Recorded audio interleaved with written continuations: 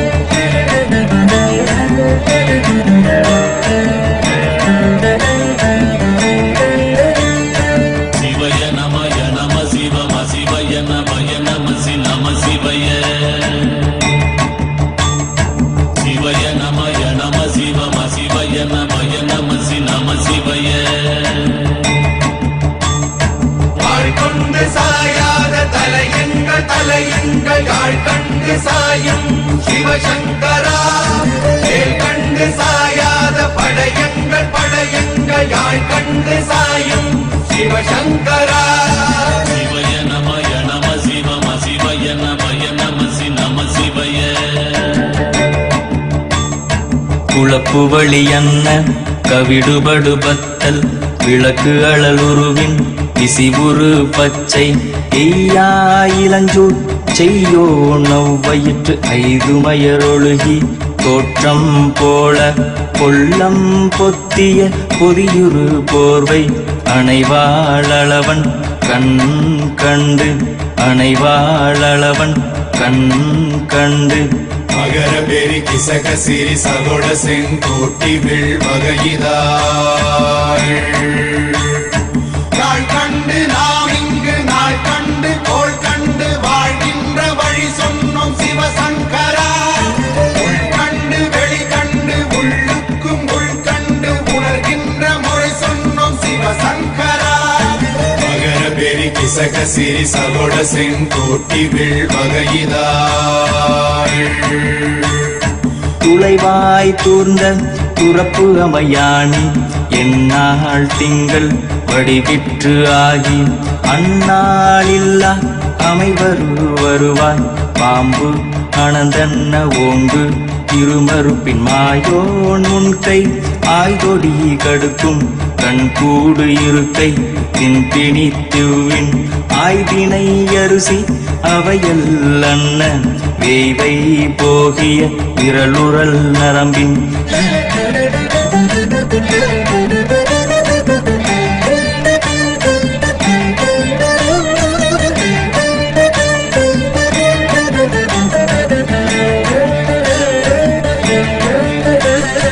நேரந்து போனாலும் போல் வென்று போனாலும் சூழ் கொண்டு வருவோமே சிவசங்கரா. நாள் வந்த பின் அந்த நாள் வந்த பின் எங்கள் யாழ் கொண்டு வருவோமே சிவசங்கரா.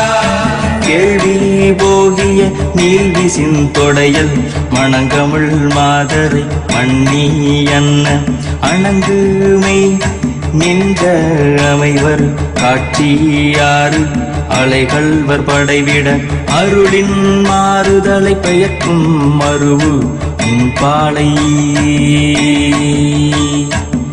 பாலை.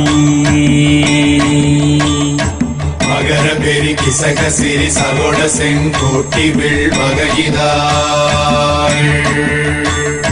தீ என்று சொன்னாலும் தீபங்கள் என்றாலும் தீ என்பதொன்றுதான் சிவசங்கரா. நீ என்று சொன்னாலும் நான் என்று சொன்னாலும் நம் சக்தி ஒன்றுதான் சிவசங்கரா. சிவய நமய நம சிவம சிவய நமய நமசி நம சிவய. சிவய நமய நம சிவம சிவய நமய நமசி நம சிவய.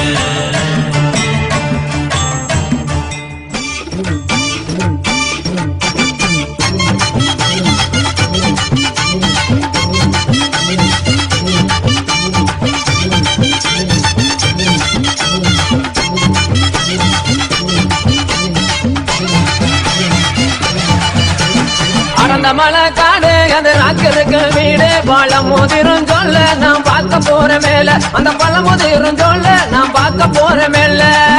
மலை வாசாகி எங்கள் குலகேசா திருப்பதி மலை வாசா ஜெகம் புகழும் ஸ்ரீனிவாசா. திருப்பதி மலை வாசா ஜெகம் புகழும் ஸ்ரீனிவாசா.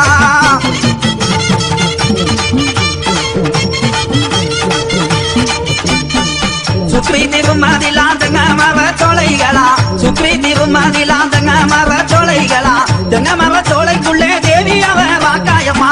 மலை வாசாகி எங்கள் குலகேசா திருப்பதி மலை வாசா ஜெகம் புகழும் ஸ்ரீனிவாசா. மாமர சோலைகளாம் மந்திகளின் கூட்டங்களாம் மாமர சோலைகளாம் மந்திகளின் கூட்டங்களாம் மந்திகளின் கூட்டத்திலே மங்கையந்தர காயமா. அடந்த மலை காடு அது ராக்குக்கு வீடு பழம் மோதிரும் சொல்ல நாம் பார்க்க போற மேல. அகனமல சொங்குகளாம் தேவமா தீர்த்த தொட்டி அகனமல சொங்குகளாம் தேவமா தீர்த்த தொட்டி அங்கிருந்து தீர்த்தவர ஆத்தாவாக்கு சக்தியால. மலை வாசாகி எங்கள் குலகேசா திருப்பதி மலை வாசா ஜெகம் புகழும் ஸ்ரீனிவாசா. அந்த மலை சொங்குகளாம் ஆளிரங்க பொய்கைகளாம் அடந்த மலை சொங்குகளாம் ஆளிரங்க பொய்கை மாளிகைகளாம் அந்த மலை ஆளுகின்றார் அழகு மலை மாய கண்ணன் கடந்த மலை காடு அது ராக்கருக்கு வீடு பழம் மோதிரும் சொல்ல நாம் பார்க்க போற மேல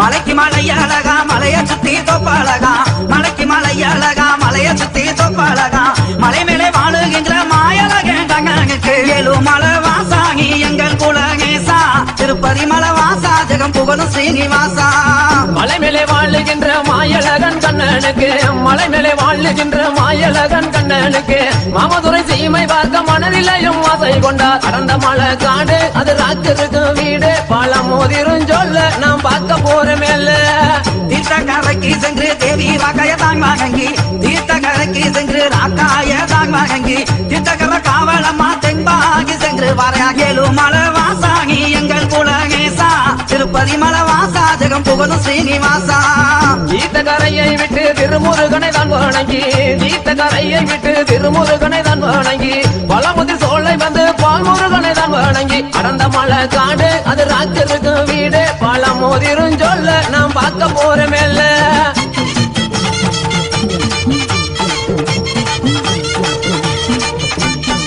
பழமுதிரும் சோலை விட்டு பால்முருகனை தான் வணங்கி பழமுதிரும் சோலை விட்டு பால்முருகனை தான் வணங்கி பாதிங்க மகி கருப்பங்க பாங்குடனே வணங்கி ஏழு மலை வாசாகி எங்கள் குலகேசா திருப்பதி மலை வாசா ஜெகம் புகழும் ஸ்ரீனிவாசா இத்தனை பேரிடத்தில் இன்பமுடன் விடையும் பெற்று இத்தனை பேரிடத்தில் இன்பமுடன் விடையும் பெற்று இறங்கினார் மலையை விட்டு 7 லட்சம் பேர் வணங்க கடந்த மலை காடு அது ராக்கருக்கு வீடு பழம் மோதிரும் சொல்ல நாம் பார்க்க போற மேல இறங்கினார் மலையை விட்டு 7 லட்சம் கையெடுக்க இறங்கினார் மலையை விட்டு 7 லட்சம் கையெடுக்க புறப்பட்ட மாயழகே பொங்கு நல்ல பல்லாக்கில 7 மலை வாசாகி எங்கள் குலகேசா திருப்பதி மலை வாசா ஜெகம் புகழும் ஸ்ரீனிவாசா பொண்ணு நல்ல பல்லாக்கிலே பெருமாளுமே தானும் சரி பொண்ணு நல்ல பல்லாக்கிலே பெருமாளுமே தானும் மேரி புறப்பட்டு வந்துட்டாராம் பொண்ணு நல்ல கொட்ட வாசல் கடந்த மலை காடு அது ராக்கருக்கு வீடு பழம் மோதிரும் சொல்ல நாம் பார்க்க போற மேல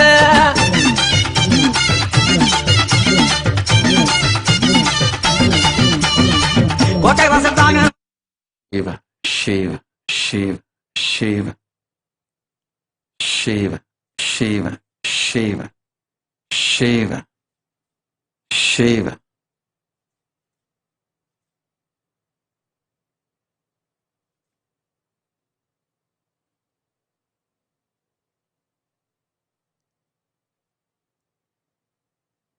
பரம்பொருளின் பேரானந்த நிலை நித்யானந்த நிலை மலர்ந்து வந்திருக்கும் எல்லோர்க்கும் கேட்ட வரமெல்லாம் செம்மையோடு ஆனந்தத்தோடு சிறப்புறச் செய்கின்றேன். நன்மையே நடத்துவோம்.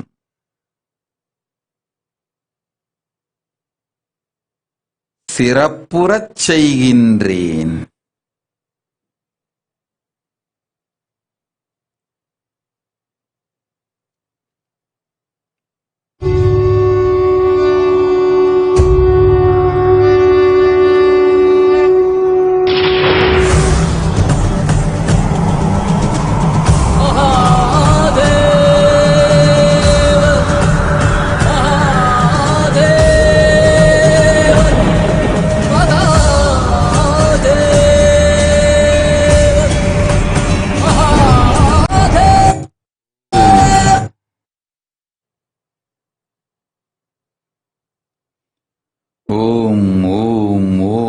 Shiva, Shiva, Shiva.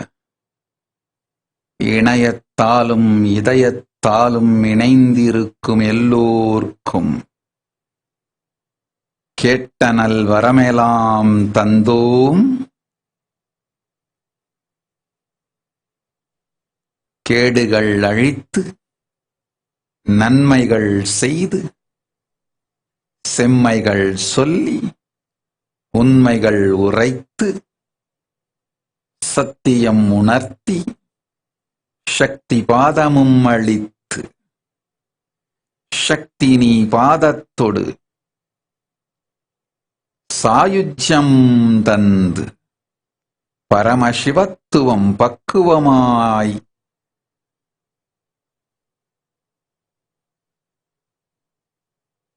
பசுக்களுக்குள்ளும் மலர்ந்து பாசம் கடந்து பதியோடு ஒன்றிட பதியோடு நித்தியம் நின்றிட சுந்தரேச பரமசிவனார் ஆசி உரைக்கின்றேன். ஆமாயும் அருளொடு ஆனந்தமும் பொருளொடு புண்ணியமும் ஆமாயும்.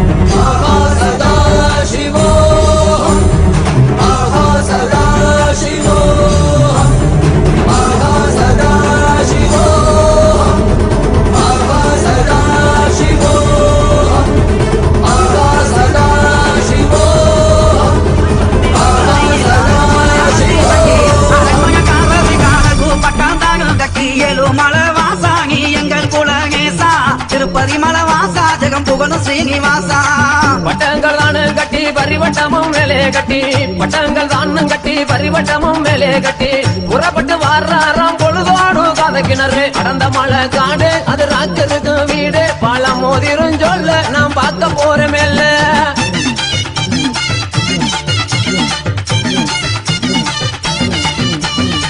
காடக்கிணறு விட்டு ககச்சகேந்தல் தானும் விட்டு காடக்கிணறு விட்டு ககச்சகேந்தல் தானும் விட்டு கற்று வந்து காவா மூன்று மாகி எல்லைக்குமே ஏழு மலை வாசாகி எங்கள் குலகேசா திருப்பதி மலை வாசா ஜெகம் புகழும் ஸ்ரீனிவாசா மூன்று நல்ல மாவடியில் முகுந்தனமே தங்கி இருந்து ஓம் சிவ சிவ சிவ சிவ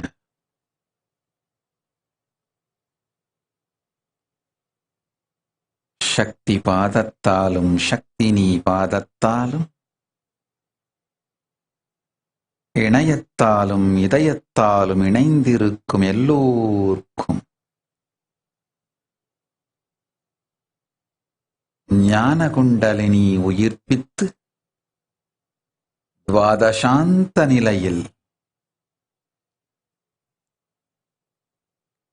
பரமசிவ சாயுச்சியம் மலரச் செய்கின்றோம்.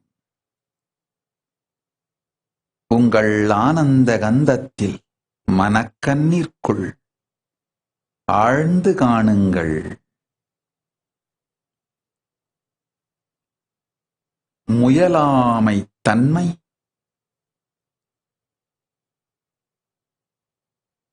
தசை நினைவுக்குள் பதிவதே நோய். முயலாமைத்தன்மை உயிர் நினைவிற்குள் பதிவதே துக்கம். முயலாமைத்தன்மை உயிர் சக்திக்குள் பதிவதே பாசம், பந்தம். முயலாமையை முயலகன் ஆக்கி அவன் மீது ஆனந்த தாண்டவம் செய்து பஞ்சக்கரங்களாலும் பஞ்சகிருத்தியம் செய்து பஞ்சாட்சரஸ்வரூபியாய் ஆனந்த நடம் செய்யும் அம்பலவானன் இறையனார் மீனாட்சி சுந்தரேசன் சுக்கநாதன் அனைவர்க்கும் ஆனந்தமாய் உற்சாகம் உளத்தில் பொங்க உயிரினில் மங்களம் தங்க அமைதியொடு ஆனந்தமும் சுகமும் யோகமும் சிவயோகமும் சிவபோதமும் சிவசுகமும் சிவசாயுஜ்யமும் மலர அருளுகின்றோம். ஆழ்ந்து உள்வாங்கிக் கொள்ளுங்கள். பஞ்சகிருத்தியத்திற்கும் ஆதியாய் மூலமாய் அந்தமாய நாதியாய் ஜோதியாய் சுகமாய் ஆதாரமாய் இருந்தருளும் மீனாட்சி சுந்தரேஸ்வர பரமசிவம் இங்கு மலர்ந்தருளினோம் மங்களம் தந்திட.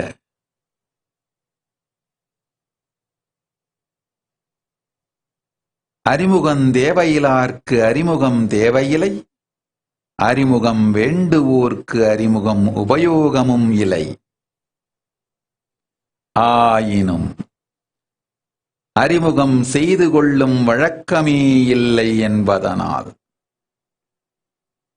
அறிமுகம் அல்லாது சில அறிவுரையே அருளினோம். அறிமுக வடிவில் அருளப்பட்ட அறிவுரைகள் இவை. ஆழ்ந்து தியானியுங்கள், ஆனந்த கந்தம் மலரும்.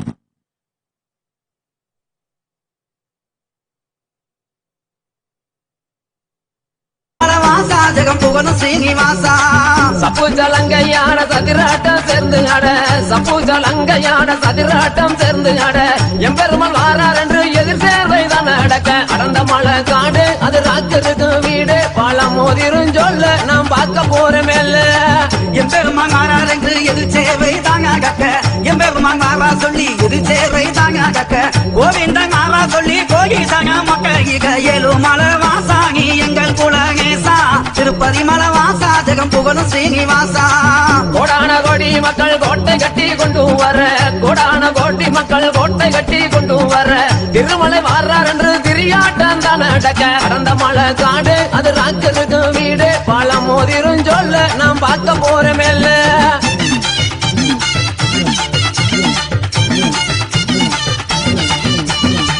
இத்தக காட்சிகளும் எம்பேரும் மாட்டாங்க கண்டு இத்தக காட்சிகளும் எம்பேரும் மாட்டாங்க கண்டு வர மாயழகே வைகையிலே தாங்கிவங்க ஏழுமலை வாசாகி எங்கள் குலகேசா திருப்பதி மலை வாசா ஜெகம் புகழும் ஸ்ரீனிவாசா சித்திர மாதத்திலே சிறந்த நல்ல பௌர்ணமியிலே சித்திர மாசத்திலே சிறந்த நல்ல பௌர்ணமியிலே அதிகாலை 5 மணிக்கு ஆத்துக்குள்ள இறங்கிட்டாராம் அடர்ந்த மலை காடு அது ராக்கருக்கு வீடு பழம் மோதிரும் சொல்ல நாம் பார்க்க போற மேல வைகையிலே தாங்கிவங்க வந்த சகம் தாங்க வைகையிலே தாங்கிவங்க வந்த மக்கள் தாங்க மகங்கிங்க மக்களுக்கு வரம் கொடுத்தார் மாயழகே ஏழுமலை வாசாகி எங்கள் குலகேசா திருப்பதி மலை வாசா ஜெகம் புகழும் ஸ்ரீனிவாசா வைகையிலே தான் இறங்கி வடிவமுள்ள மயலகே வைகையிலே தான் இறங்கி வடிவமுள்ள மயலகே அன்று நல்ல சாயங்காலம் புறப்பட்டார வண்டியூர் அடர்ந்த மலை காடு அது ராக்கருக்கு வீடு பழம் மோதிரும் சொல்ல நாம் பார்க்க போற மேல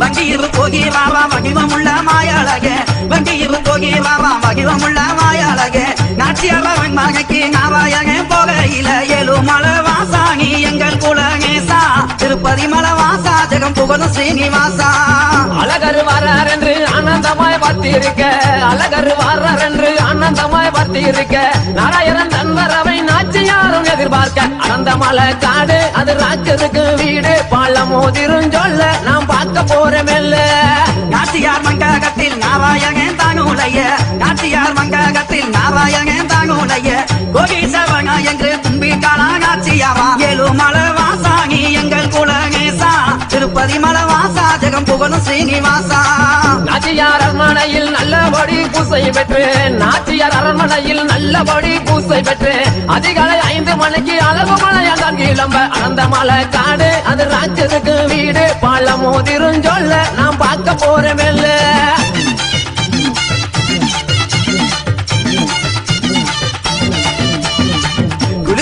வாங்கினார் குங்குமத்தால் நாமாமிட்டாள் குளித்து மெங்கி வாங்கினார் குங்குமத்தால் நாமாமிட்டாள் கொக்குக்குமே மோச்சம் தந்தார் கோபால மாயழகே ஏழுமலை வாசாகி எங்கள் குலகேசா திருப்பதி மலை வாசா ஜெகம் புகழும் ஸ்ரீனிவாசா கொக்குக்குமே மோச்சம் தந்த கோபாலனா மயலகே கொக்குக்குமே மோச்சம் தந்த கோபாலனா மயலகே கொட்டு முழங்கிடவே குருவிக்காரன் சலை வந்தார் அந்த மலை காடு அது ராக்கருக்கு வீடு பழம் மோதிரும் சொல்ல நாம் பார்க்க போற மேல கொட்டு முழங்கிருக்காங்க குருவிக்காரன் சாலை வந்து கொட்டு முழங்குக்காங்க குருவிக்காரன் சாலை வந்து அவதாரம் தாங்க ஆத்துக்குள்ள இறங்கிட்டாரா ஏழுமலை வாசாகி எங்கள் குலகேசா திருப்பதி மலை வாசா ஜெகம் புகழும் ஸ்ரீனிவாசா நாடுபுகள் பெற்றதொரு ராமராயர் மண்டபமாம் நாடுபுகள் பெற்றதொரு ராமராயர் மண்டபமாம் ஆனந்தமாய் அங்கினாராம் அவதாரம் தான எடுக்க அடர்ந்த மலை காடு அது ராக்கருக்கு வீடு பழம் மோதிரும் சொல்ல நாம் பார்க்க போற மேல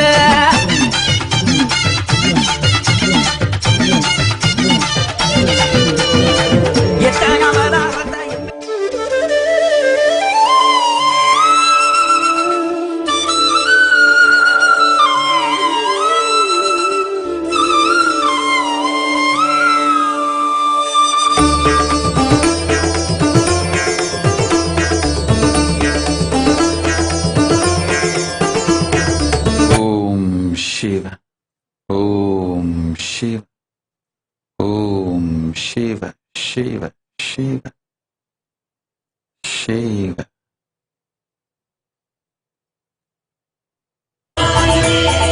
Namaste. காதலாகி கசிந்து கண்ணீர் மல்கி போதுவார் தமை நன்னெறி குய்ப்பது வேதம் நான்கினும் மெய்ப்பொருளாவது நாதன் நாமம் நமச்சிவாயவே.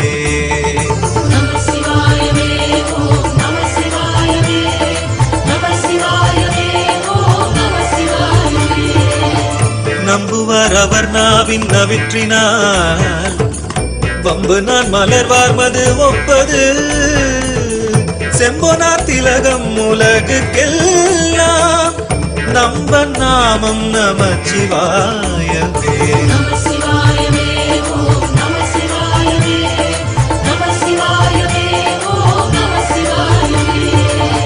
நெக்குளார்வம் மிக பெருகே நினைந்து அக்கு மாலை கொடு அங்கையில் எண்ணுவார் தக்கவானவரா தகுவிப்பது நக்க நாமம் நமச்சிவாயவே.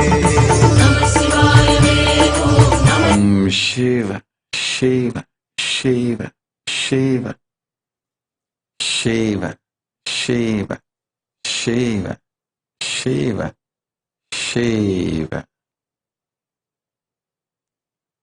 Shiva, Shiva, Shiva. உயிர்களெல்லாம் மலர்ந்து உத்தமத்தன்மை நிறைந்து பரமசிவத்துவம் பொங்கி பெருகிட சத்தியம் சொல்லுகின்றேன் சக்திபாதத்தோடு பெற்றுக்கொள்ளுங்கள். உங்கள் எல்லோருக்குள்ளும் நிறைந்திருந்து அமர்ந்து ஆனந்தமயமாய் 25 திருமுகங்களுடன் 50 திருக்கரங்களுடன் 75 திருக்கண்களுடன் ஆழ்ந்து சிவப்பிராணனை தியானியுங்கள். பரமசிவ பிராண பிரதிஷ்டை எல்லோர்க்குள்ளும் நிகழட்டும். ஓம் சிவ சிவ சிவ சிவ சிவ சிவ. நாமம் நமச்சிவாயவே.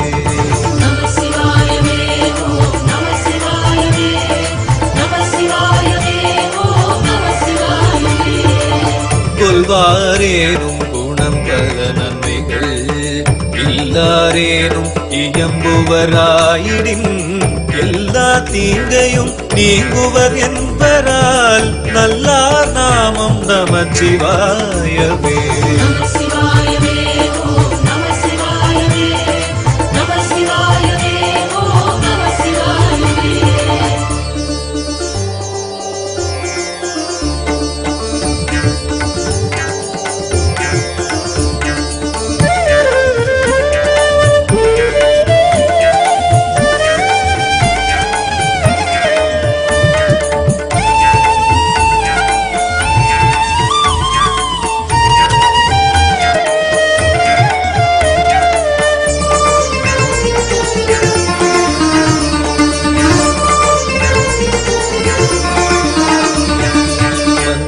மனப்பாவங்கள் மேவிய பந்தனையவர் தாமும் பகர்வரே சிந்தும் வல்வினை செல்வம் மல்குமால் நந்தி நாமம் நமச்சிவாயவே.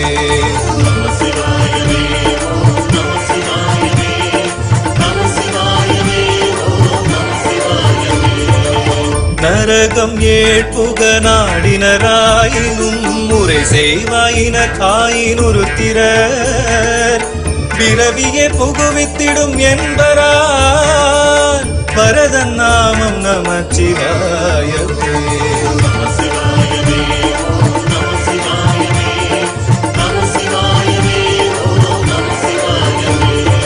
இலங்கை மன்னன் எடுத்த அடுக்கல் மேல் தலங்கொள் கால் வீரல் சங்கரன் ஊன்றலும் மலங்கி வாய்மொழி செய்தவன் நோய் வகை நலங்கொள் நாமம் நமச்சிவாயவே.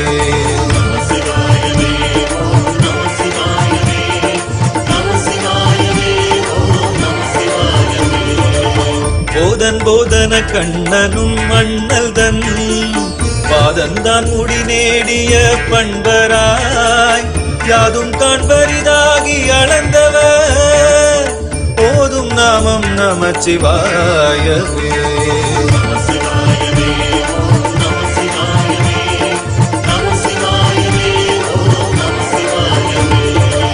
கஞ்சி மண்டையர் கையிலும் கையர்கள் வெஞ்சொல் மிண்டர் விரவிலர் என்பரால் பிஞ்சை அண்டர்கள் வேண்ட அமுது செய் நஞ்சும் கண்டன் நமச்சிவாயவே.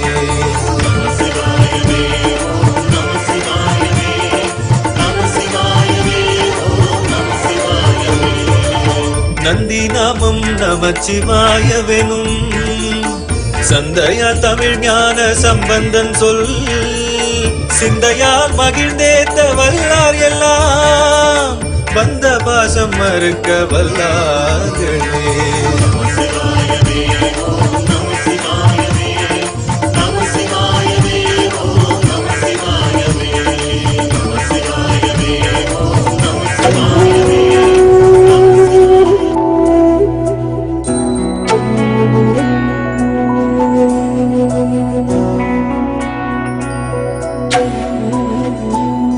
महादेवा मनोहरा महामन्त्राधिप प्रभो महामाया भगवती प्रिया निन्ने तोळुन्ने.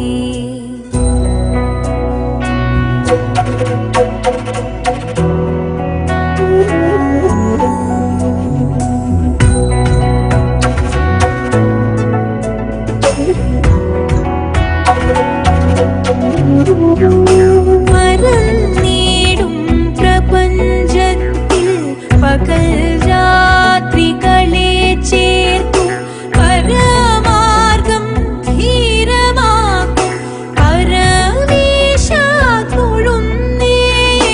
പരന്നീടും പ്രപഞ്ചത്തിൽ പകൽ രാത്രികളെ ചേർക്കും പരമാർഗം ധീരമാക്കും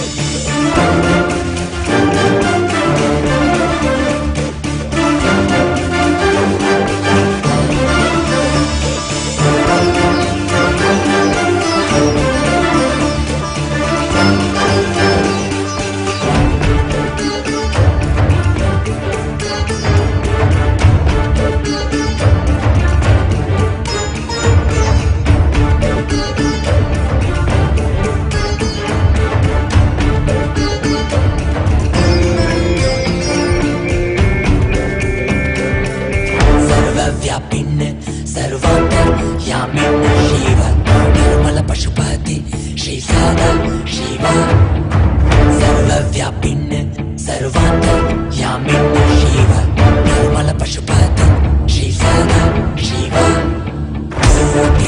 Koti Mukha, Jivan Mahasada Shiva, Sarvasam Shakti Nambati Para Shiva, Kailasa Paruttaraka, Avadara Shishta, Pakravati Kamya, Nithyananda Paramashiva.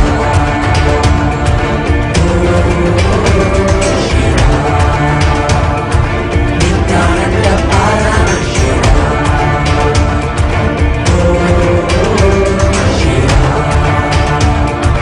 Nithyananda Paramashiva.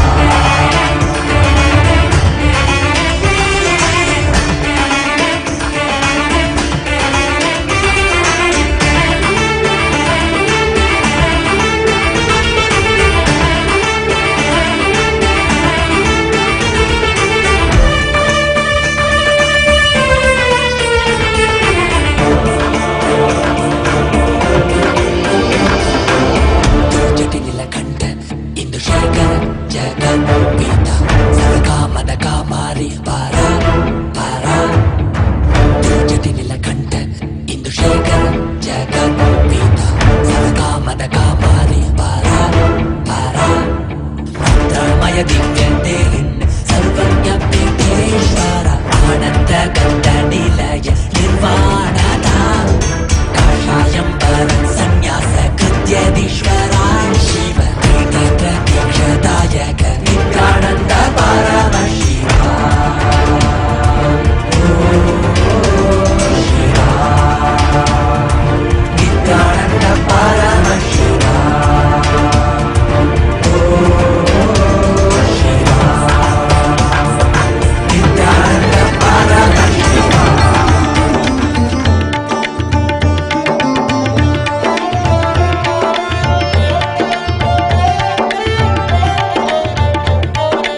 Om Namah Shivaya, Nithyanandam Nithyanandam. Om Namah Shivaya, Nithyanandam Nithyanandam. Om Namah Shivaya, Nithyanandam Nithyanandam. Om Namah Shivaya, Nithyanandam Nithyanandam. Om Namah Shivaya, Nithyanandam Nithyanandam. Om Namah Shivaya, Nithyanandam Nithyanandam. Om Namah Shivaya, Nithyanandam Nithyanandam. Om Namah Shivaya, Nithyanandam Nithyanandam.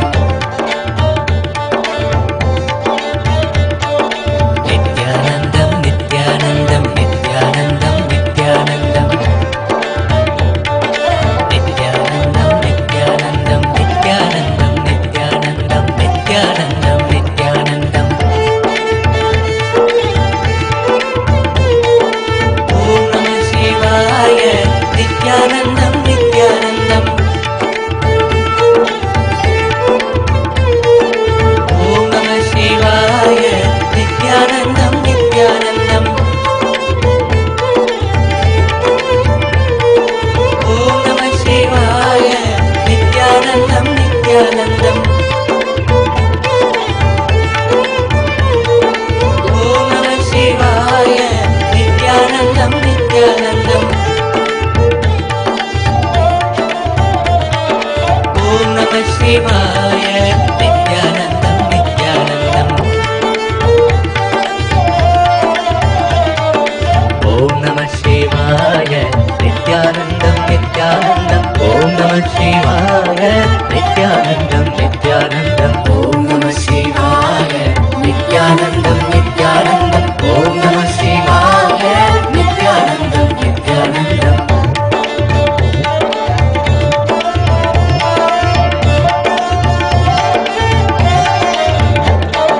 Om Namah Shivaya, Nithyanandam Nithyanandam. Om Namah Shivaya, Nithyanandam Nithyanandam. Om Namah Shivaya, Nithyanandam Nithyanandam. Om Namah Shivaya, Nithyanandam Nithyanandam. Om Namah Shivaya, மலரியமணியே மாணிக்கமே மரகதமே வைரமே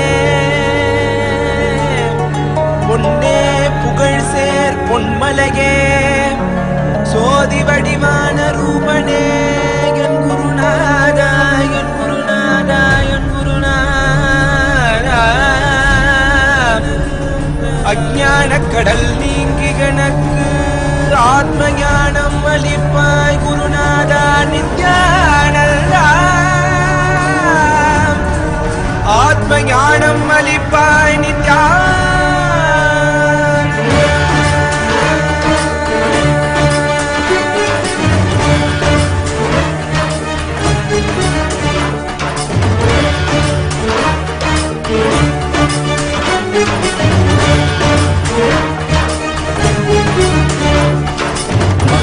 கொண்டு கங்கை முடி கொண்டு நர்த்தனம் புரியும் ஈசனே, சுடலை புடி பூசி புடுக்கை தனை ஏந்தும் காலனே புடி தோலனே, வீடு பிடியால் உள்ள முறைகின்ற மதுரை மாநகரின் ராசனே, இன்னல்களை கலைந்து இன்பங்களை அளிக்கும் சுந்தர வடமணி நேசனே, ஞாயிறு திங்கள் நித்த முறைகின்ற செவ்விழி கொண்ட செல்வனே, சொக்கனே எந்த சோமனே ஐயா சோதி வடிவான ரூபனே, அடிமுடி காணா அண்ணாமலையே அகிலம் போற்றிடும் ஐயனே, நாதாவரணனே நால்வர் போற்றிட நயமுடனாடிடும் நாதனே, ஆழகாலம் உண்டு ஆழம் காடுதடில் ஆனந்த நடமிடும் ஆதி செய்வனே, மங்கையிடம் கொண்டு கங்கை முடி கொண்டு நர்த்தனம் புரியும் ஈசனே, சுடலை முடி பூசி உடுகைகளை ஏந்தும் காலனே புலி தோலனே, நீரின் பிடிகால் உள்ள முறைகின்ற மதுரை மாநகரின் ராசனே, இன்னல்களை கலைந்து இன்பங்களை அளிக்கும் சுந்தர வடமணி நேசனே.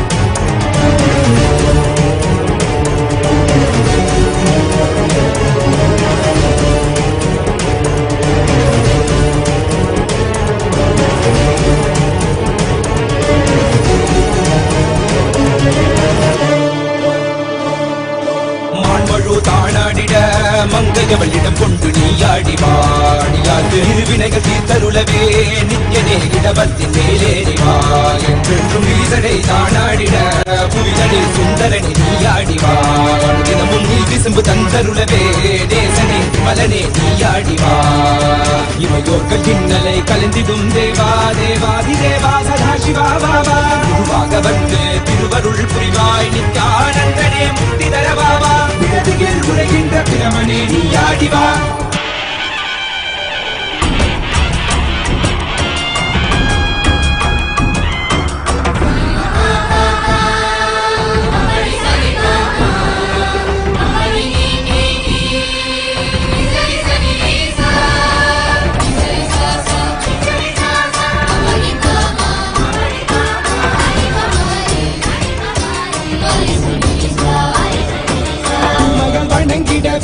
காஞ்சியில் மண்ணாய் உரைபவனே, அப்பாய் காட்சி தரும் எங்கள் ஆணை காவரசே, ஆதிகந்தமிழாத ஜோதியாய் அருணகிரி உரைநாதனே, உலகை இயக்கிடும் வாயு வடிவே காலகத்தி ஈசனே, சொல்லுதிடத்தில்லை நகர்தனி வானில் ஆடும் கூத்தனே, பஞ்சபூதமும் நித்தம் பணியும் பரமனே பரமேசனே, நித்யரசித நித்ய வைபவ புத்த கைலை வாசனே, ஈசனே சர்வேசனே பரமேசனே ஜெகதீசனே, நித்யனே ஆனந்தனே என் ஜீவனே குரு சேவனே, நித்யனே ஆனந்தனே என் ஜீவனே குரு சேவனே, நித்யனே ஆனந்தனே என் ஜீவனே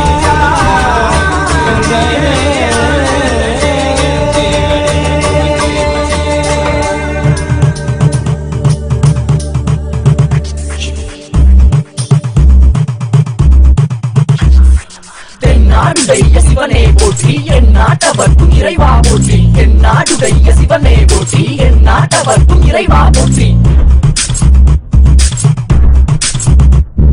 தில்லை அம்பல நடராஜா திறமை தருவாய் நீ சிவனே சிவனே, நல்லதொரு வீணையா என்னை செய்தாய் தூக்கி எரிந்திட பவழி செய்தாய், கற்றதொரு மொழி இங்கு தமிழ் மொழியே அதை கற்றது உன்னை சிவனிடமே, நிற்பது நடப்பது பரப்பதெல்லாம் என்னிடம் சேரனும் நீ உதவு, கற்பது கேட்பது காண்பதெல்லாம் கவிதையா எழுதனும் நீ உதவு, வாழும் வழி வாழ்க்கை தோழி தந்திடு நீ, போகும் பாதை தடையெல்லாம் போக்கிடு நீ, கண்ணை மூடி உன்னை நானும் மன்னம் நினைக்க நொந்த மனம் மகிழ் அருள் புரிந்திடு நீ, சிவ சிவ சிவனே சிவனே சிவனே சிவ சிவ சிவனே சிவனே சிவனே சிவ சிவ சிவனே சிவனே சிவனே சிவ சிவ சிவ சிவ சிவனே சிவனே சிவ சிவ சிவனே சிவனே சிவனே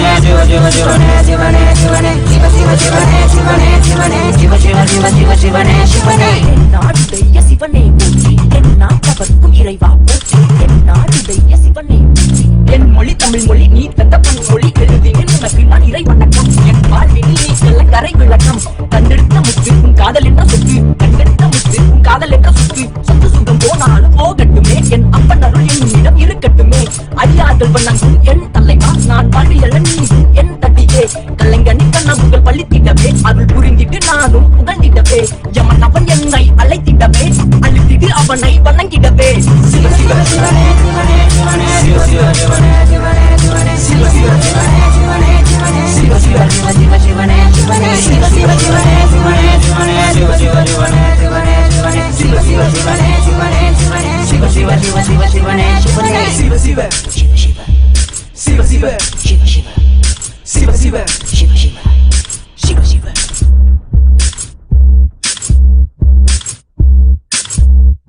உன்னை தொழுதிடும் மனம் பல போற்றிடும் குணம் என்னை எதிர்த்திடும் சினம் நீ அழித்திடும் வல்லம் உண்மை கண்டிடும் கண்ணம் உண்மை அறிந்திடும் வண்ணம் பல பிறம் புகழ் எடுத்தேன் பாவியை அலைந்தேன் இருட்டினும் இதனை விடாமல் கிடந்தேன் சிவனவன் உன்னை கண்டிடவே வாசவந்த சோகமும் பயனற்ற வாழ்க்கையும் நிலையற்ற செல்வமும் எனக்கதற்கு என் கண் முன்னே வந்து விடு வாழ்வதற்கு உன்னை பாராமல் நானும் போவேனோ உன் அருள் பெறாமல் இறப்பேனோ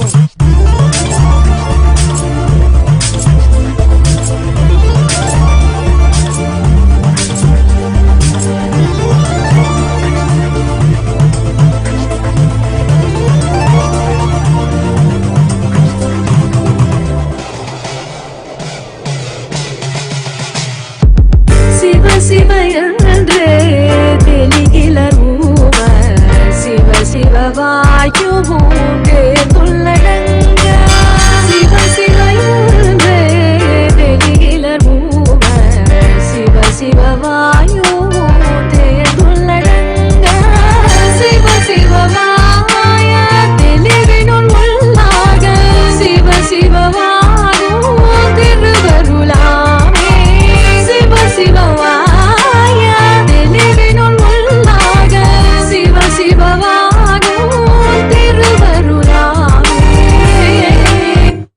ஓம் சிவ சிவ சிவ வேதமுடு ஆகமம் மெய்யாம் விளங்கட்டும் வேதநெறி விளங்கட்டும் சைவம்.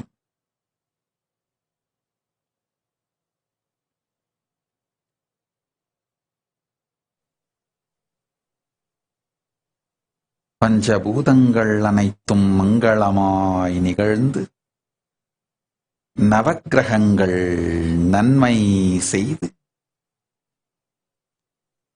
கிரகங்கள் 9 ஆனந்தத்தொடு உளம் மகிழ்ந்து இயற்கையோடு இணைந்து நட்சத்திரங்களோடு மங்களமாயிருந்து நன்மை செய்யட்டும். எல்லோர்க்கும் நன்மை செய்யட்டும். ஓம் சிவ சிவ சிவ சிவ சிவ. இதயத்தாலும் இணையத்தாலும் இணைந்திருந்தோர் எல்லோர்க்கும் நன்மை உண்டாகட்டும், ஆனந்தம் உண்டாகட்டும். கேட்ட வரங்கள் கேட்டபடி நன்மையோடு நடக்கட்டும்.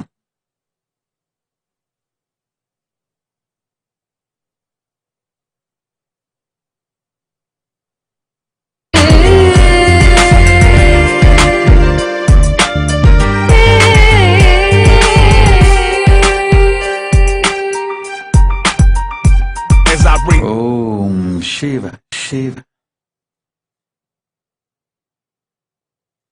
The lotus displace darkness and pray Vinayaka, embrace my soul, awaken the Kundalini, my Lord, take control, cause I really don't wanna just keep on falling down. As my supreme Lord Shiva, save me now, enlighten me like the 63-9 Margal, grace me Saiva Siddhantam like Megandar, Sivaya Nama Om, Lord bring me back home, come as Lord Krishna, show me Vishwarupam, my Lord Muruga, you are one and the same, Arumugangal within the third eye flame, my Amma, divine mother, Parasakti, without you how can I or anything be, as Anavam shatters to you I surrender, my Lord Nanda Raja, the cosmic dancer, seeing you dance, Sarvam Sivamayam, at every glance, Lord I'm seeing you dance, Sarvam Sivamayam, at every glance. Siva Siva yandre teligila ruma, Siva Siva vaayuvum teertulladanga, Siva Siva yandre teligila ruma, Siva Siva vaayuvum teertulladanga, Siva Siva vaaya teliginul ullaga, Siva Siva vaayuvum teruvarulame, Siva Siva vaaya teliginul ullaga, Siva Siva vaayuvum teruvarulame.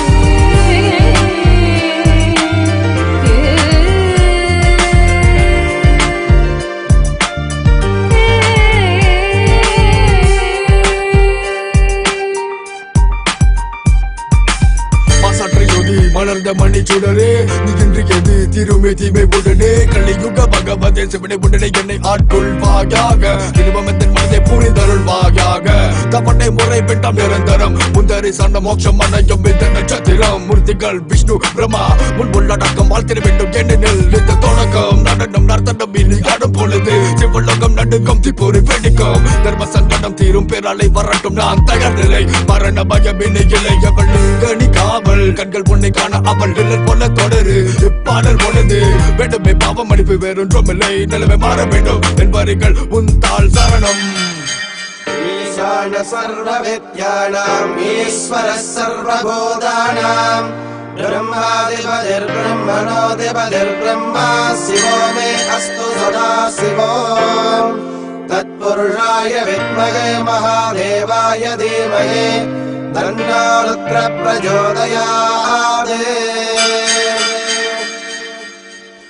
கண்ணுடையானே முள பொருளே காத்திருந்த நாள் பல கடவுளே கைலாயம் வர என் மேல் முறையீடு நிலகண்டா திவ்ய தரிசனம் கொடுச்சினம் கொண்ட தமிழ் மகன் இசைப்படையுடன் நடைபொடும் இவன் வினை பல கண்டேன் துணையாய் உனை கொண்டேன் விட்டு கட்டை சர்ச்சைகள் பல உண்டு இனி என் மனதில் நீ நின்று கொடியவனை கொன்று வென்று அர்த்தநாரேஸ்வரா உடல் முழுதும் திருநீரு கங்காதர கடல் நதிகள் உன்னோடு நவரச தாண்டவம் திரிசூலம் கைலாயம் முன்வசம் தோடுடைய செவியோனே என அருள்வாயாக சிவனே திருச்சிற்றம்பலம்.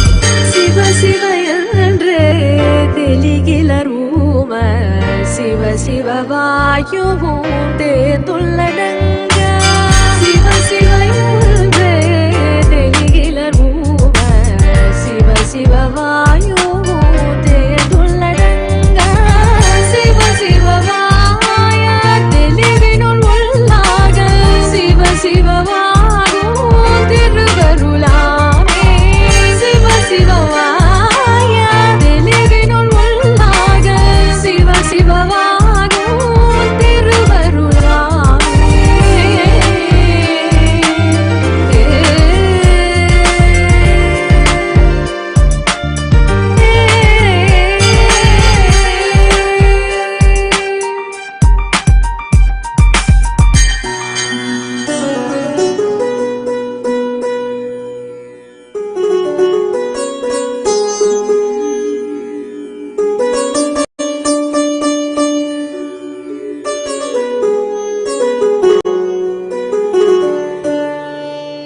Shiva. Om Shiva Shiva. Om Shiva Shiva. Om Shiva Shiva Shiva Shiva Shiva Shiva Shiva Shiva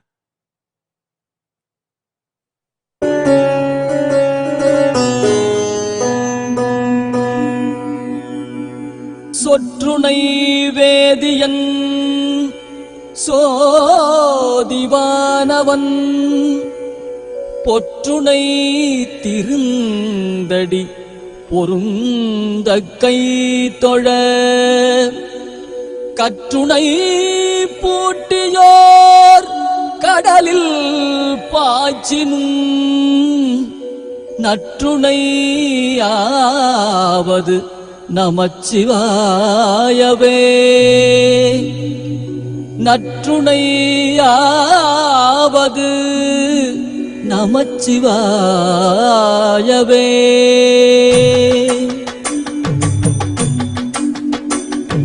சொற்றுணை வேதியன் சோதிவானவன் ஒற்றுணை திருந்தடி பொருந்த கை தொழ கற்றுணை பூட்டியோர் கடலில் பாய்ச்சினும் நற்றுணையாவது நமச்சிவாயவே நற்றுணையாவது நமச்சிவாயவே நமச்சிவாய நமச்சிவாய நமச்சிவாயவே நமச்சிவாய நமச்சிவாய நமச்சிவாயவே நமச்சிவாய நமச்சிவாய நமச்சிவாயவே நமச்சிவாய நமச்சிவாய நமச்சிவாயவே.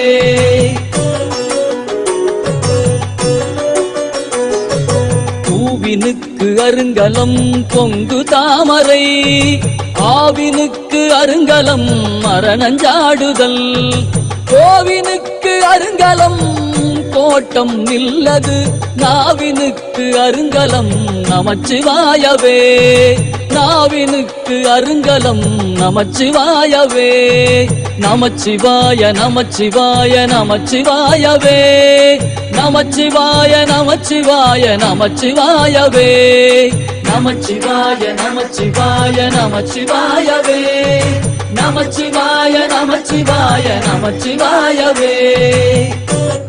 ஓம் சிவ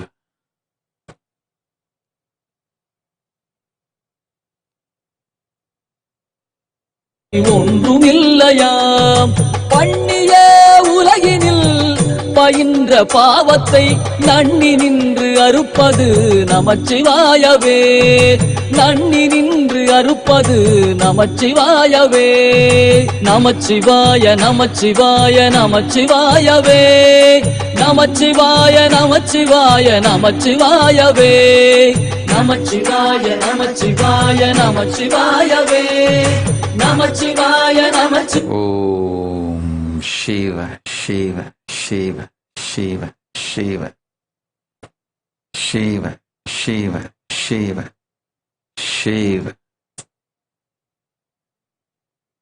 சிவ சிவ சிவ.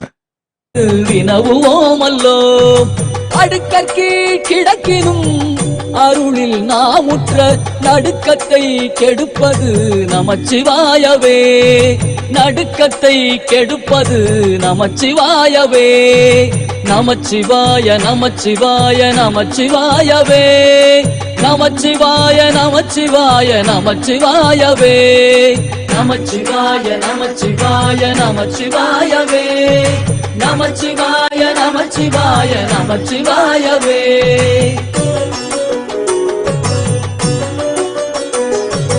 வெந்த நீரு அருங்கலம் விரதிகட்கெலாம் அந்தணர்க்கு அருங்கலம் மறுமறையாரங்கம் திங்களுக்கு அருங்கலம் திகழும் நீழ்முடி நங்களுக்கு அருங்கலம் நமச்சிவாயவே நங்களுக்கு அருங்கலம் நமச்சிவாயவே நமச்சிவாய நமச்சிவாய நமச்சிவாயவே நமச்சிவாய நமச்சிவாய நமச்சிவாயவே நமச்சிவாய நமச்சிவாய நமச்சிவாயவே நமச்சிவாய நமச்சிவாய நமச்சிவாயவே.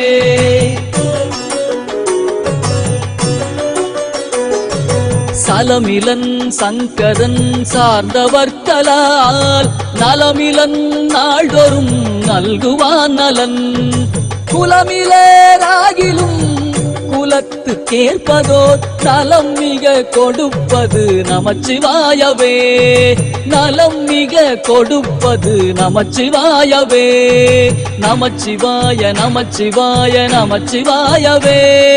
நமச்சிவாய நமச்சிவாய நமச்சிவாயவே. நமச்சிவாய நமச்சிவாய நமச்சிவாயவே. நமச்சிவாய நமச்சிவாய நமச்சிவாயவே.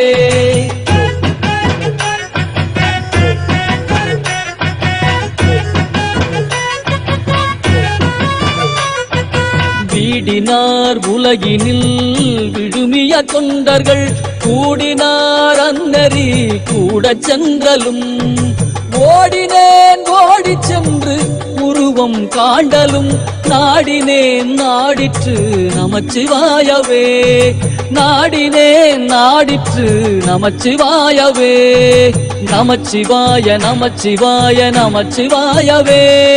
நமச்சிவாய நமச்சிவாய நமச்சிவாயவே. நமச்சிவாய நமச்சிவாய நமச்சிவாயவே. நமச்சிவாய நமச்சிவாய நமச்சிவாயவே.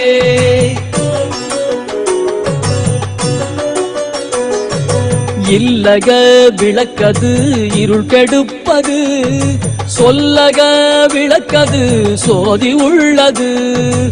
பல்லக விளக்கது பலரும் காண்பது நல்லக விளக்கது நமச்சிவாயவே.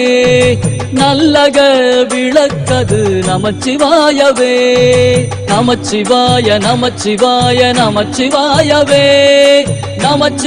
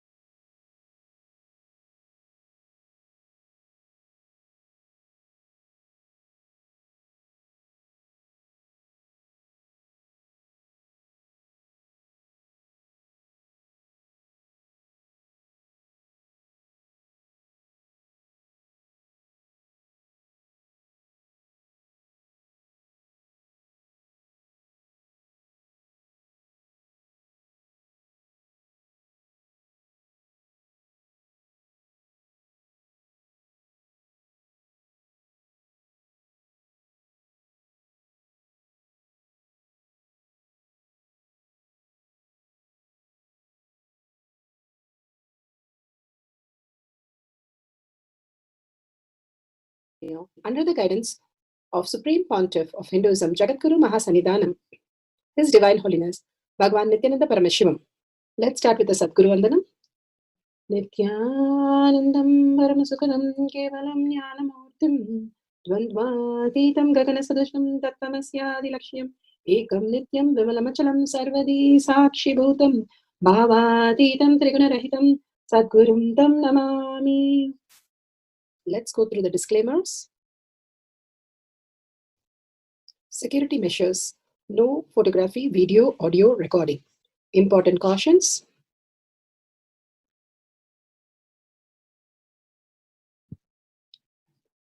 Please be aware of the important cautions.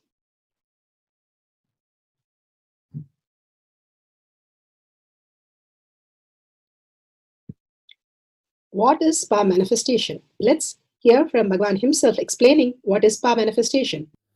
All the 25 states of consciousness, when they happen in you, due to your chemicals and hormones ups and downs, it is powerlessness.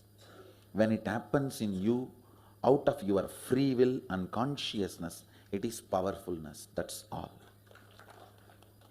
When you fall into sleep, it is powerlessness. When you enter into sleep, it is powerfulness. When you fall into dream, it is powerlessness. When you decide to dream, it is powerfulness. So I have added the ultimate powerfulness, Turiyatita, in your whole being and doing, manifest all the powers. Understand, power manifestation is nothing but cognitive shift. It is not work. It is cognitive shift. Understand? It is just cognitive shift. It's not work. Into the beautifully, Bhagavan explained, power manifestation is a cognitive shift, command over reality. What we say becomes the reality. The science is experienced by millions, and each one of us can experience that as our own reality.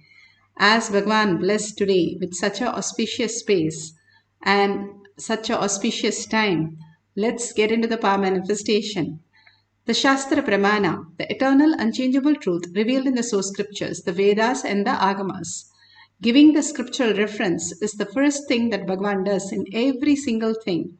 Beautifully, he has given the Pramanas for each of the evidences, for each of the powers. The Apta Pramana, experience and results of millions of Aptas, who are Rishis, Munis, Ganas, Nainamas, Alvars, Siddhyas, who are authority of Hinduism, who have manifested these powers by having the cognitive shift. And Bhagavan beautifully says, whoever comes to the Kailash courtyard can have these great truth as their reality.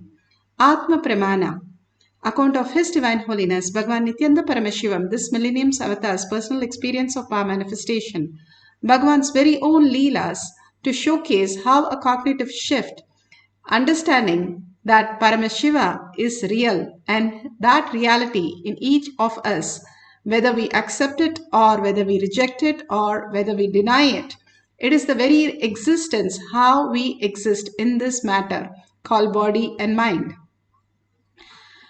Shakshi Pramana, the experience of millions of disciples, devotees, followers all around the world, initiated by Bhagavan into the science of power manifestation. Pratyaksha Pramana, the scientific study measuring the effect of being in the enlightened state. Bhagavan has beautifully said how we can experience the superconscious breakthrough, not just the thoughtless space, but even the Shaktis have been scientifically measured and clearly documented. Bhagavan beautifully gives us the Shastra Pramana from the Vijnana Bhairava Tantra. Vijnana, consciousness, Bhairava, one who experienced the consciousness beyond the mind, and Tantra is the method. Vijnana Bhairava Tantra, Sutra 120, Dharana 95. The Shastra Pramana for the power of consciousness over matter, silicon, is taken from the Vijnana Bhairava Tantra, Sutra 120, Dharana 95. Kvachit vastuni vinyasya shanair-drishtim nivartayet tajnanam chitta sahitam devi shunyalayo bhavet. Kvachid vastuni vinyasya shanair-drishtim nivartayet tajnanam chitta sahitam devi shunyalayo bhavet. Beautifully in this sutra, for the power of consciousness over matter, Bhagavan Paramashiva have beautifully given us, having fixed one's eyes on a particular object, Vastu, one should slowly withdraw the sight from the object as well as slowly eliminate the knowledge of the object along with the thought and impression of it. Then, O Devi, one abides in Sunya, the state where there is nothing other than this exist, which is the state of all inclusiveness or infinity. Bhagavan beautifully says how when you visualize a rose or when you see a rose, when you remove the word rose about it and when you remove the color and all the senses that gives you information, when you remove everything and the thought impression of it, who gave you the first rose and where were you, what is the rose significance, all that if you drop it, too many chattering if you drop it, and what would be there? That would be the space of Paramashiva, space of Sundareshwara itself as reality.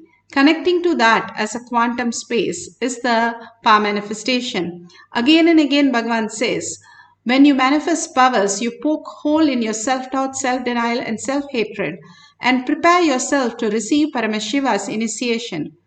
All the Mahatmas, all the great avatars give only one word as initiation, nothing much big. And simply that becomes reality because the disciple is ready to receive it.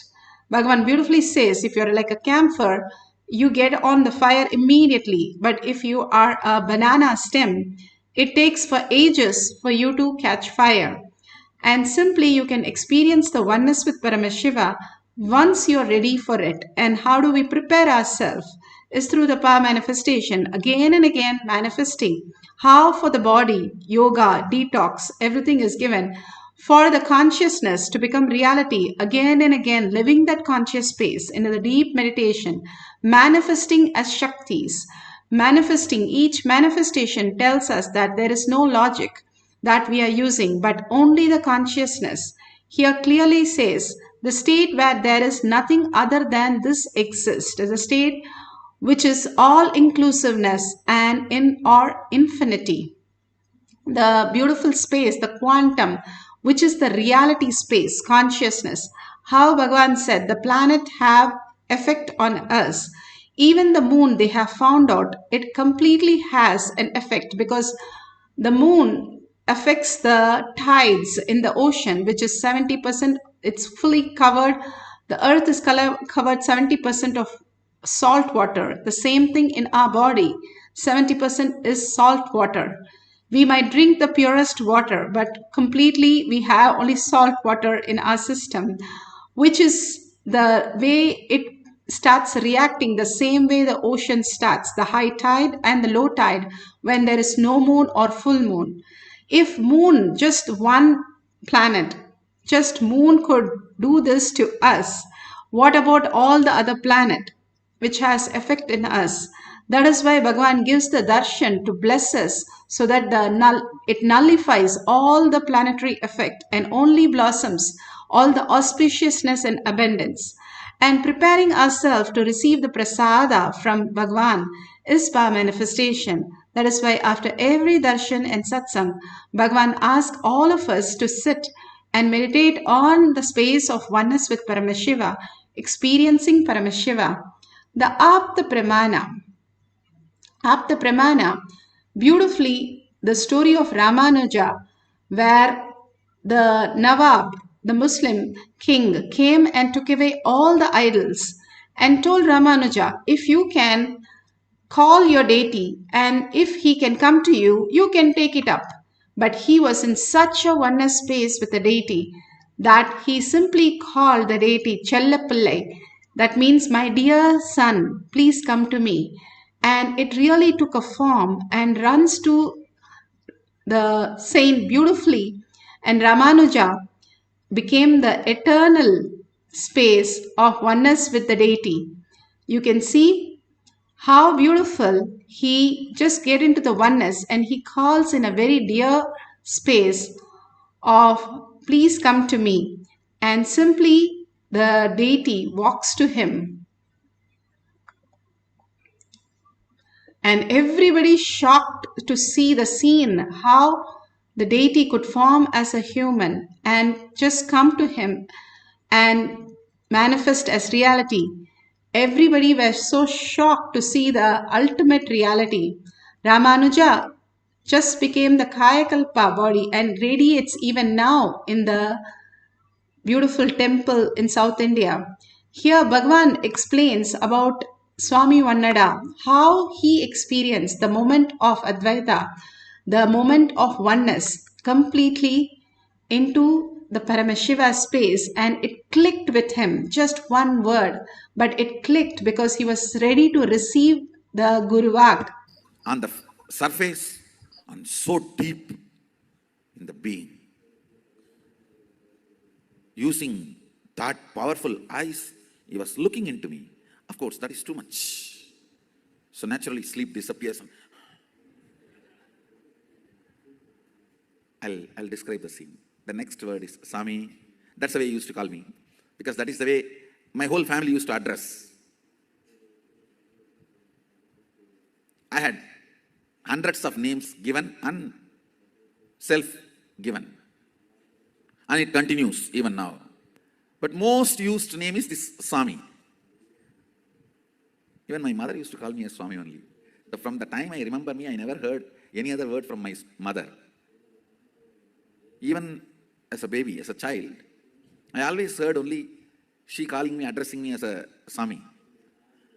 Never I have heard from her the name my parents have given. It's only Swami. So, Arunagiri Ishwara uttered the word Swami. The moment he called Swami, I just sat up and the eye and eyes got locked. His eyes and my eyes got locked.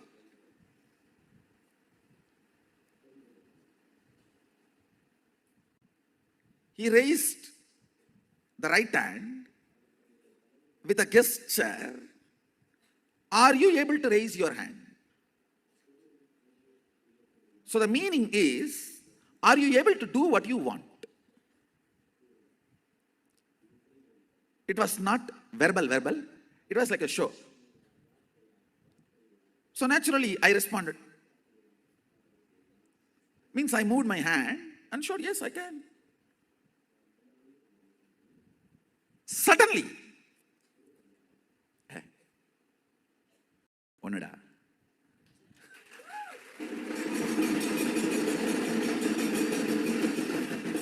It just clicked and I started laughing. He started laughing. Both of us were laughing for 10 minutes. Understand? I'll tell you exactly what happened in me. When you have a consciousness which can command and execute something that is one with ultimate, so you are ultimate.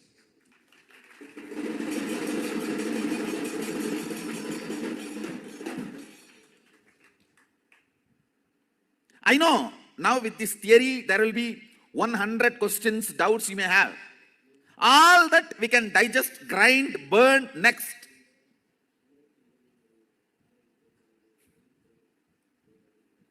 But the first click,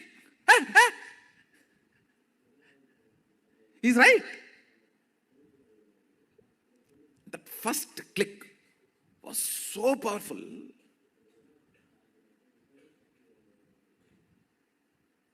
The words uttered were only 2 words. Swami.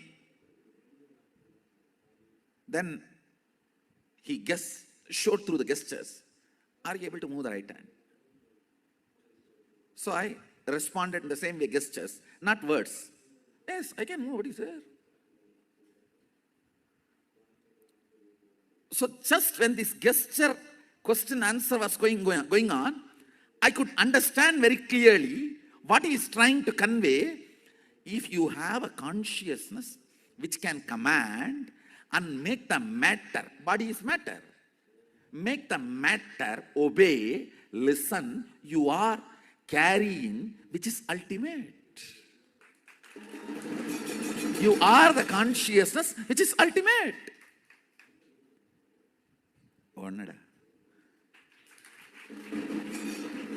Like something hit on my forehead. It was such an ecstasy, blossoming, flowering.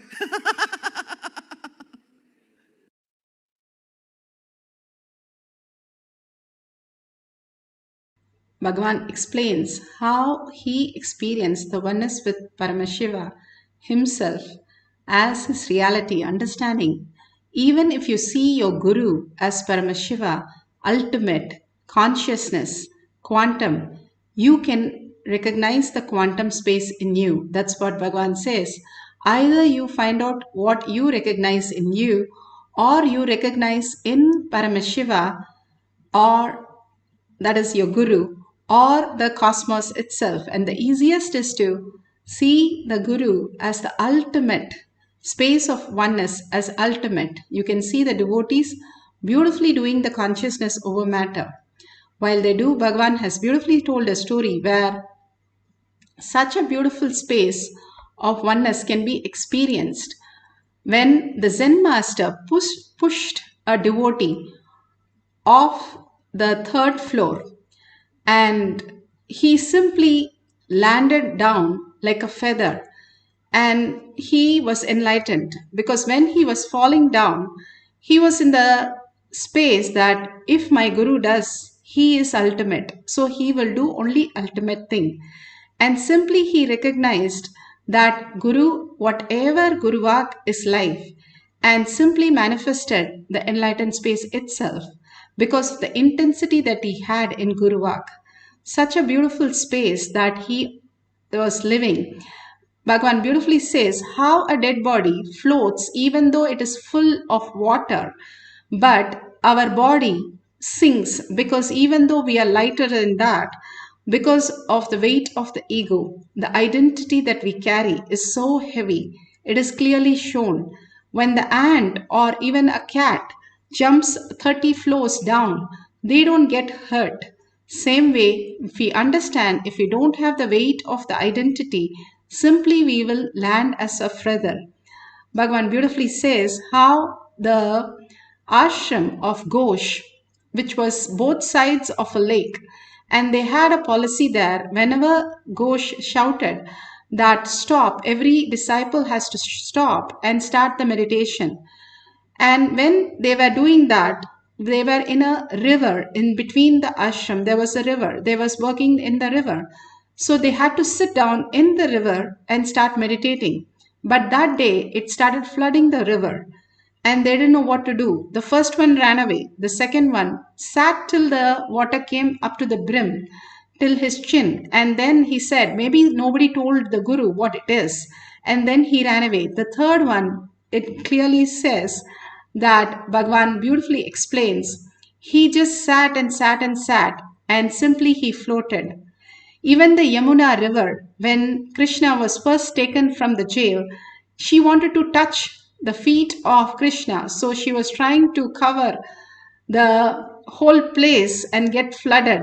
But the minute Krishna knew that, even as just newborn child, he puts his foot outside the basket and touches Yamuna, and simply she gets enlightened and beautiful space of oneness, she settles down.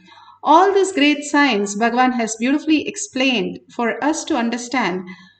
He is Paramashiva, Bhagavan, who has come down as our Guru. God himself come down as our Guru, completely puts us into the enlightenment space. Now, if you have the coconut, it's beautiful. If you have the Jnananjan, you can apply in your third eye and your temple and on the coconut eye also. And hold your hand very flat on a flat surface so that it's easy. If you want to tape it, that's also fine. If you want to give it in others' hand, that's also fine. If some of them want to keep it on the gadgets, you can keep it, but make sure the gadget is completely switched off. And if you want to just touch the coconut on the gadget, that's also fine, but do not move your hand at any time so that you don't create a self-doubt, self-denial, self-hatred. All this power manifestation is to make us understand, recognize the Paramashiva space in us. The more we manifest, more the power starts happening, is a more recognition. It is already happening. It's nothing that we have to create it or we have to do something, work for it. We have to recognize it only from powerful cognition, and simply it becomes a reality. And every day doing the power manifestation, you poke holes in your self-doubt and raise yourself as a superconscious being, the special species, the very reason why you have come down to the planet Earth to experience the Brahmanya Bahutputratam. Simply you are the ultimate, and simply you can experience the ultimate. Now, let's get into the meditation. Few minutes of beautiful space of oneness with such a beautiful darshan that we just had. Let's sit straight with the head, neck and spine in a straight line. Continuously visualize Sundareshwara, the ultimate compassion, ultimate joy, ultimate bliss. He is the ultimate. So hold him in your third eye, continuously the visualization and all the blessings that Bhagavan repeated so beautifully. Hold all that words, mantras and Bhagavan in your third eye. Absolute unclutching. Tell very clearly, this is a lockdown time for your mind. You are not going to entertain any of the movement. Very clearly lockdown for the mind, and simply put away your gadgets.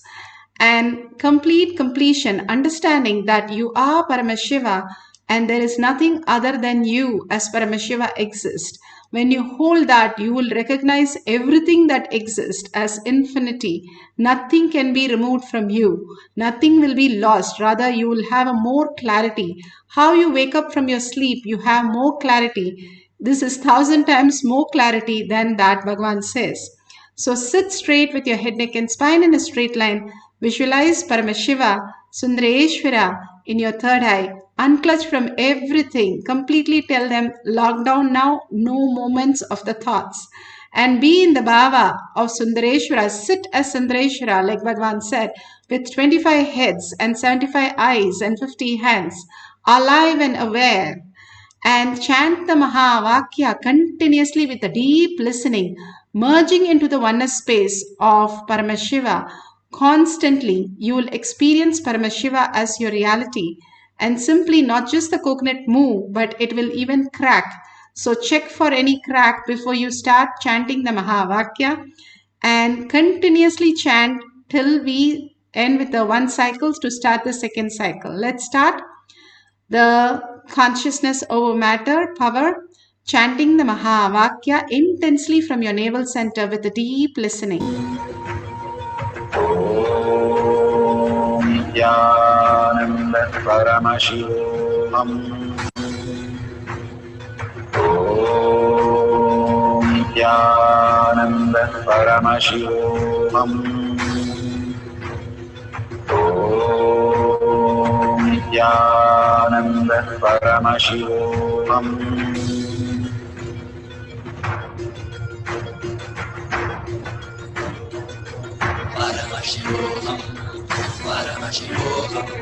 Let Paramashiva's third eye manifest in all our third eyes.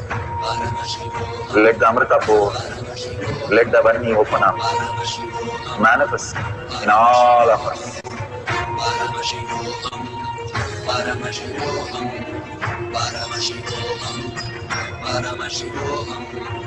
Let Paramashiva overflow, manifest the powers in all our third eyes. Om Nithyananda Paramashivam. Om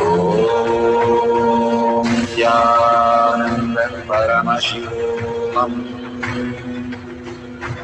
Om Nithyananda Paramashivoham.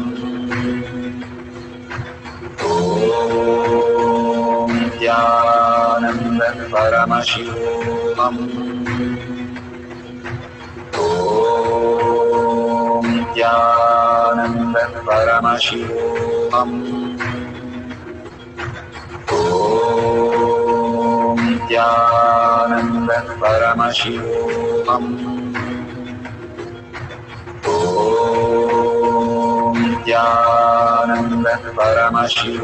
Om Nithyananda Paramashivoham. Om Nithyananda Paramashivoham. Om Nithyananda Paramashivoham. Om Nithyananda Paramashivoham.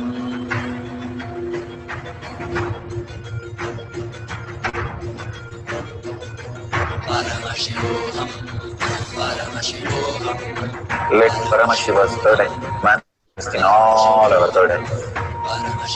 Let the Amrita pour, let the Varni open up, manifest in all of us.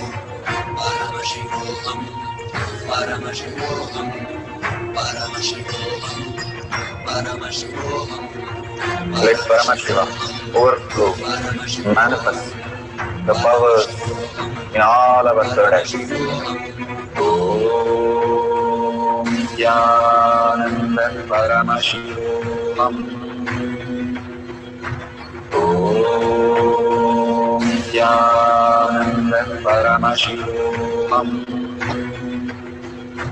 Om Nithyananda Paramashivoham. Om Nityanand परमशिवोऽहम् ॐ नित्यानन्द परमशिवोऽहम् ॐ नित्यानन्द परमशिवोऽहम् ॐ नित्यानन्द परमशिवोऽहम् ॐ नित्यानन्द परमशिवोऽहम् ॐ नित्यानन्द परमशिवोऽहम् ॐ नित्यानन्द परमशिवोऽहम् ॐ नित्यानन्द परमशिवोऽहम् ॐ नित्यानन्द परमशिवोऽहम् ॐ नित्यानन्द परमशिवोऽहम् ॐ नित्यानन्द परमशिवोऽहम् ॐ नित्यानन्द परमशिवोऽहम् ॐ नित्यानन्द परमशिवोऽहम् ॐ नित्यानन्द परमशिवोऽहम् ॐ नित्यानन्द परमशिवोऽहम् ॐ नित्यानन्द परमशिवोऽहम् ॐ नित्यानन्द परमशिवोऽहम्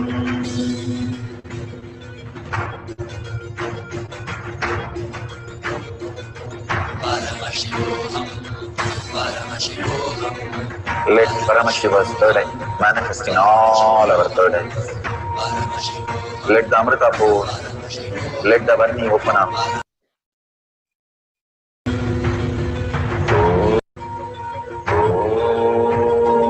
नित्यानन्द परमशिवोऽहम्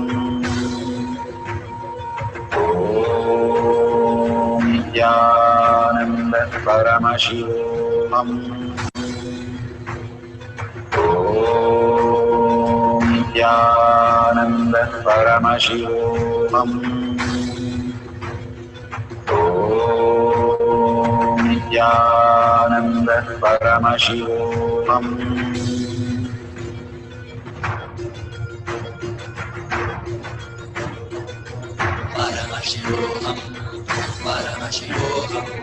Let Paramashiva's third eye manifest in all our third eyes. Let the Amrita pour, let the Varni open up, manifest in all of us.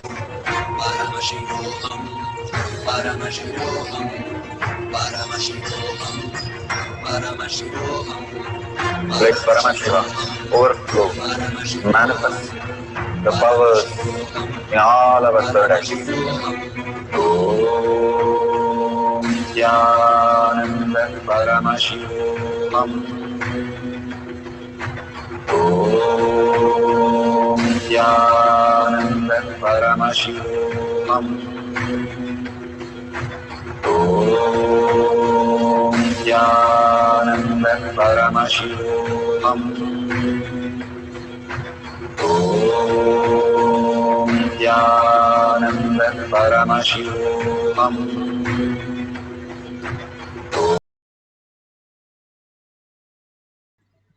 Such a beautiful space of Sundara, manifesting consciousness over matter. If you have taken a picture or a video, save it for the end of the cycle, next cycle, and you can post it in the social media. You can put it in your social media if you manifested the powers of consciousness over matter. All this is not just moving an object, but also moving your own mind. how much you can disengage from your mind and be in the space of oneness. Sundareshwara, literally the greatest manifestation of all his leelas, how much he has manifested the greatest reality, even made the stone pillar eat the sugar cane, the highest possibilities that simply manifested as reality. When Sundareshwara comes down in the Madurai and plays his Leela on all the people of Madurai to experience the enlightenment space directly, that beautiful space that we are all blessed today, and such a auspiciousness that we all experienced, hold that beautiful space of oneness, feeling powerless, feeling incomplete, feeling painful, feeling something left out or something is missing, constantly only creates those reality. Feeling Paramashiva is filling us out of 84 million species. We are here to manifest the powers of Paramashiva, and 8 billion people. Why are we here? To manifest the powers of Paramashiva. We are the chosen one. Bhagavan beautifully says, if you are still there and you are manifesting, be very clear you have come down from Kailasa to experience these great things. You are the God and goddesses to experience. It is not how good we are, because Paramashiva is the greatest and the Mahavakya is ultimate.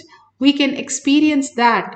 It is all only how much our Guru is great, not how much we are great to receive it. That is his problem. He will manifest through us if we just surrender our identity and be in oneness, completely merging into the Sundareshwara space as ultimate.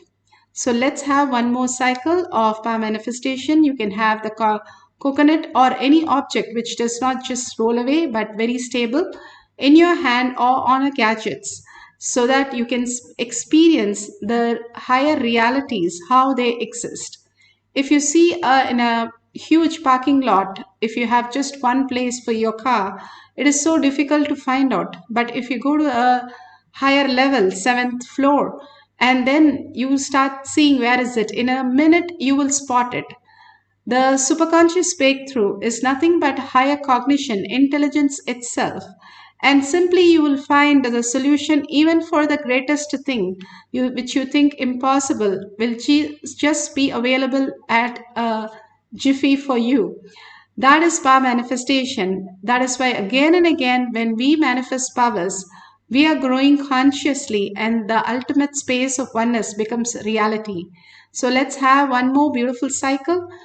Let's sit straight with the head, neck and spine in a straight line. Bring Paramashiva, bring Sundareshwara to third eye, and all the blessing that just now you received. Hold that. Surrender all your identities, your views, opinions, judgments, your pains, whatever you have, the blind spots. Offer all that at Bhagavan's lotus feet. Again and again, when you drop it at Bhagavan's lotus feet, you raise in the depth of consciousness as reality. Again and again, let's start chanting the Mahavakya from the navel center, and the chanting with a deep listening, so that you merge into the higher frequency and simply experience the higher reality. All we need to do is raise ourselves to the higher frequency. Then we merge into that frequency which exists in that level and experience the higher dimensions. So let's start chanting the Mahavakya intensely to experience consciousness over matter. Nithyananda Paramashivoham. Om Nithyananda Paramashivoham. Om Nithyananda Paramashivoham. Om Nithyananda Paramashivoham. Om Nithyananda Paramashivoham.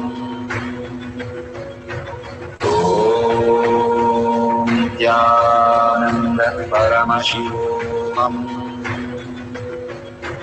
Om Nithyananda Paramashivoham.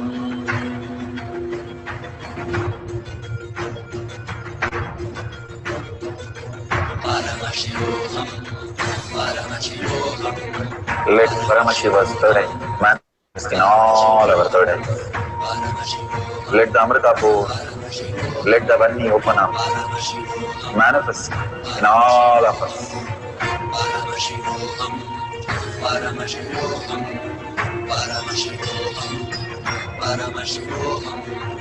Let Paramashiva overflow, manifest the powers in all our third eyes. Om Nithyananda Paramashivoham. Om Nithyananda Paramashivoham. Om Nithyananda Paramashivoham. Om Nithyananda Paramashivoham. Om Nithyananda Paramashivoham. Om Nithyananda Paramashivoham. Om Nithyananda Paramashivoham. Om Nithyananda Paramashivoham. Om Nithyananda Paramashivoham. Om Nithyananda Paramashivoham. Om Nithyananda Paramashivoham. Om Nithyananda Paramashivoham. Om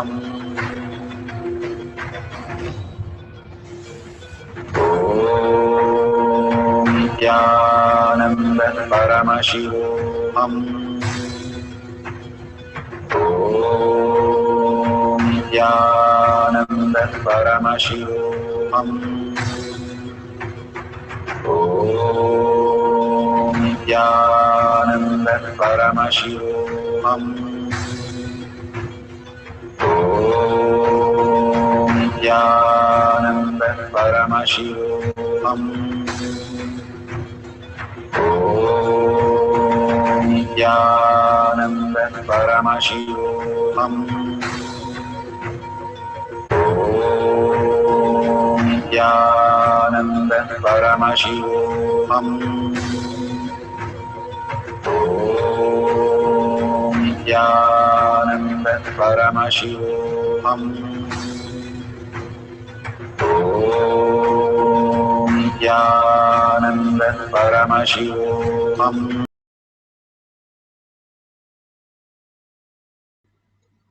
Such a beautiful space. Now let's surrender all that to Bhagwan's lotus feet, the powerful cognition and power manifestation. And whatever you have experienced, the powerful cognition, power manifestation, go ahead and share in tinyurl.com/power manifestation or your social media platforms and tag it to your friends and family.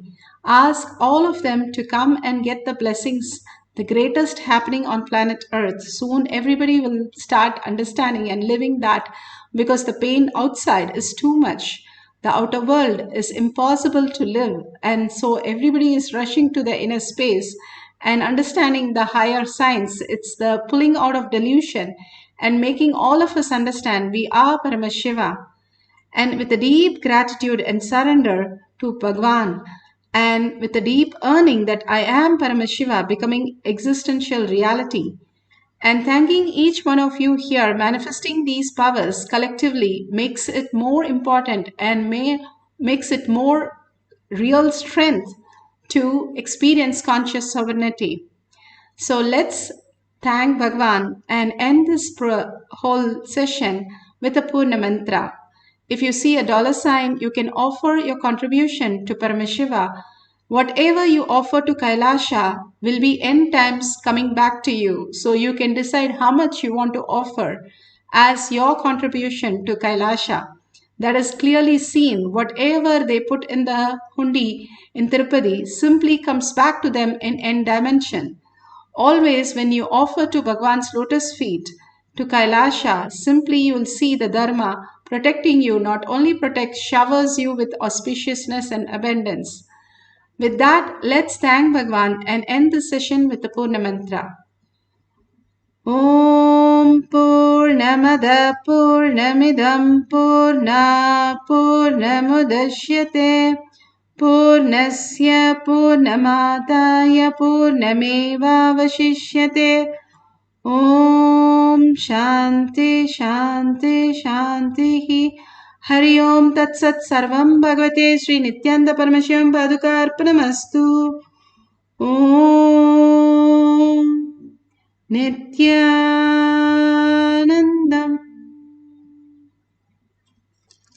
Thank you so much. See you at 6 p.m. in the Zoom session through Kailasa email, Kailasa website. Thank you, Nithyanandam.